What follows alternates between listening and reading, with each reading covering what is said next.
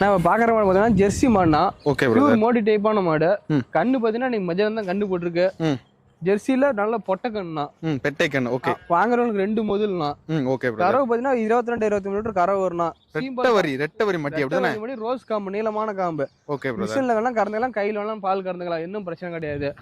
கறவை 22-23 சதுவு சாரமா கறக்கூடிய மாடுனா சீம்பால் கால்ல ஒரு 8 லிட்டர் பால் இருக்கும். ஓகே. கண்ணு சுழி சுத்தா மாடு சுழி தெளிவான மாடுங்க. ரெண்டு மாடு அவங்களுக்கு ரெட்டை முதல்னா.